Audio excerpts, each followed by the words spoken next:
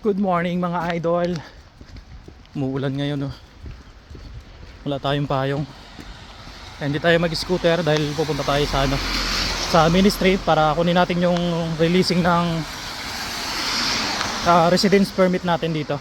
Bali yun, naka-card na yun. Kung napanood yung mga last video ko na nagpunta ako ng biometric, ngayon babalik naman tayo para kunin naman natin yung card natin. Ayun, residence permit dito. Siyempre happy tayo dahil alam niyo naman, napaka-importante bilang isang OFW yung magkaroon ka ng permit bilang isang residence dito sa bansang Czech Republic. Wala akong payong. Umuulan. Pero carry lang yan dahil ayan naman din yung yan na yung bus station. Pero kasing oras yung schedule natin para pick up ng card natin. Kaya ayun. Lakad na lang tayo, bali 5 minutes pa nandito na yung bus. Buti na lang hindi sa sobrang ganun kalamig, maulan lang siya.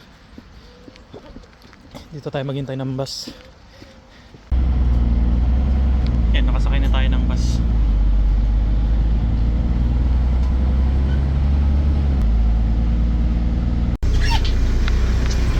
Ay, baba na tayo. Tayo sa Cernemos. Bili muna tayo ng ticket natin.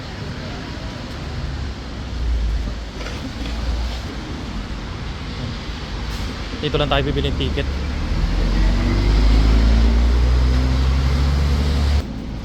Ayun, nakabili na tayo.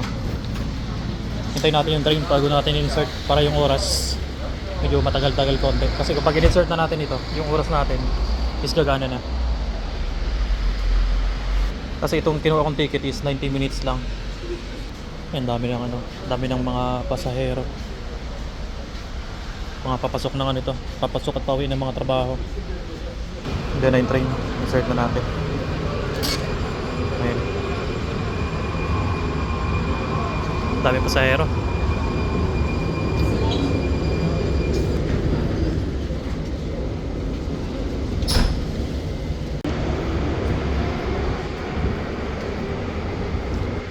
Baba na tayo ng train.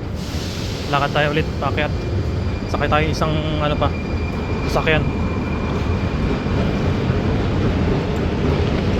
Grabe lalim nito.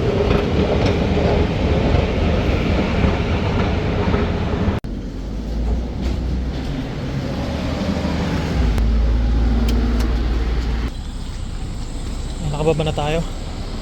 Grabe lakas ng ulan. Wala tayong dalang payong.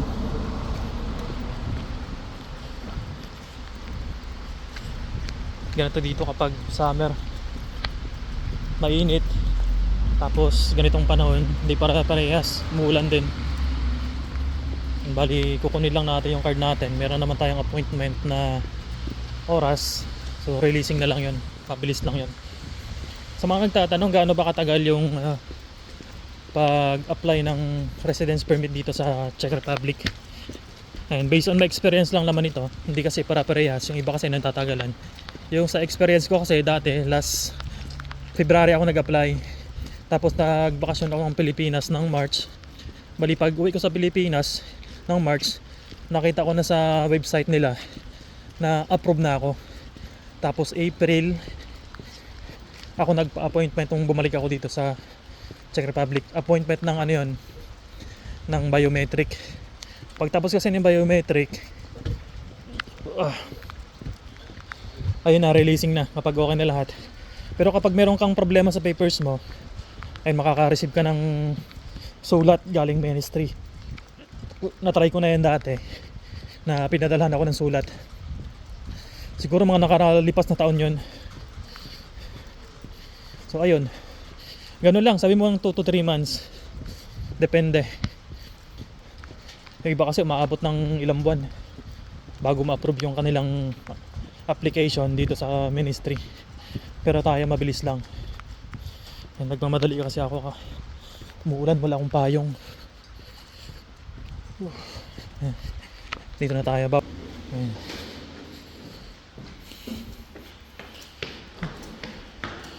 Akit lang tayo sa taas.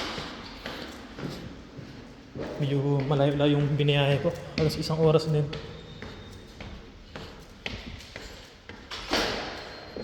Ayun, wala masyadong tao.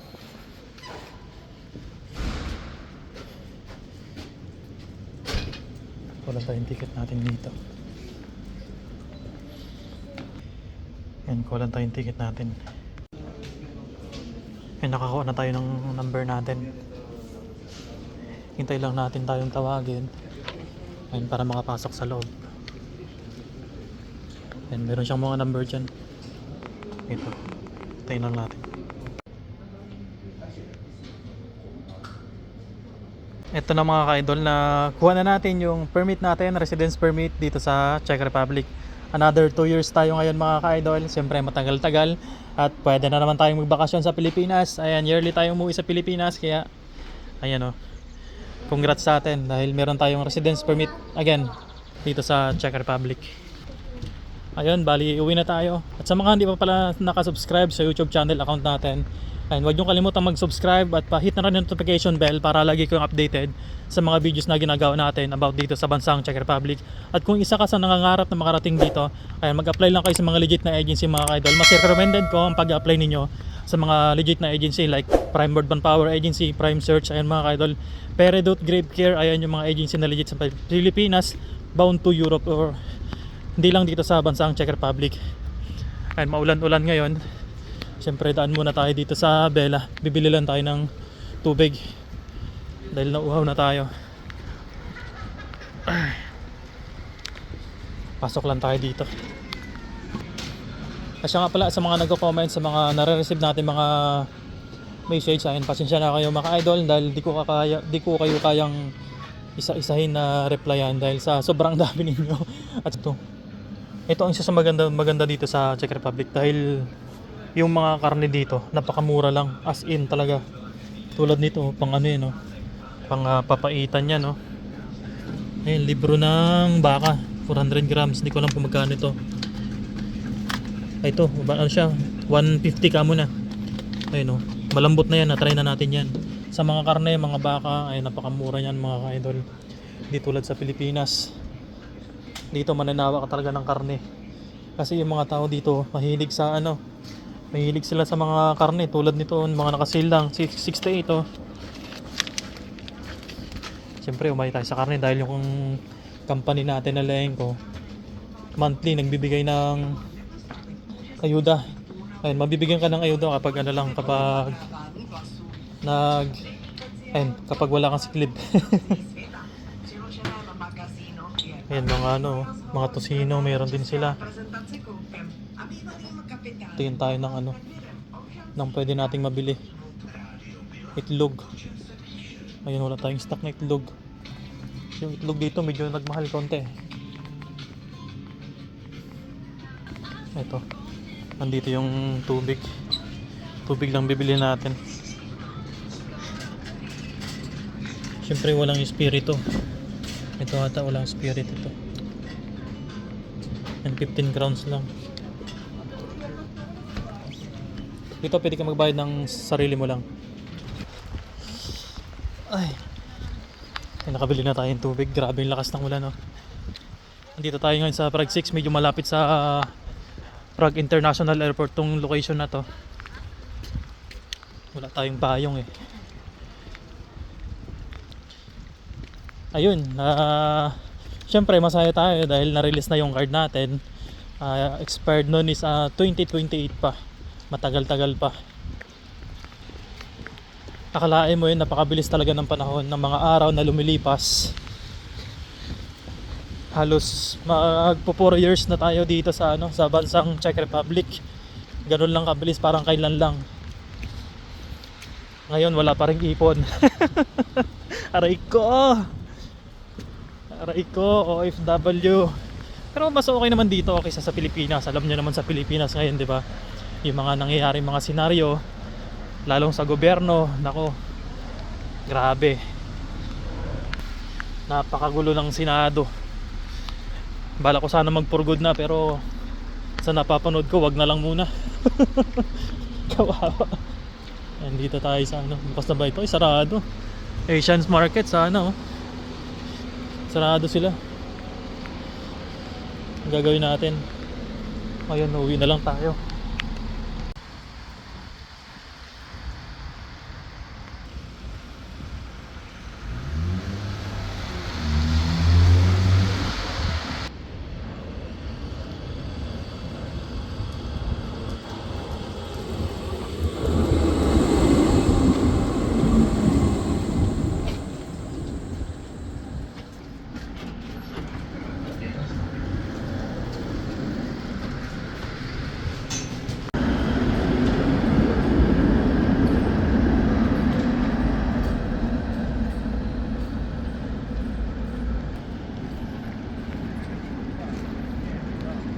Isa ka ba sa nangangarap ng gusto makarating dito sa bansang Czech Republic?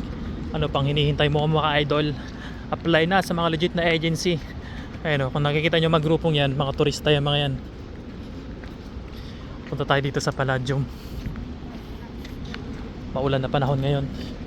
Ayun, tignan nyo, napakaganda, napakalinis. Czech Republic, Europe. Yan, sa mga hindi pa nakafollow, subscribe sa YouTube account natin. At huwag nyo na rin kalimutang i-hit ang notification bell mga ka-idol. Pa-subscribe na rin. At huwag ka na rin mag-iwan ng bakas ng comment. Dito lang tayo sa loob.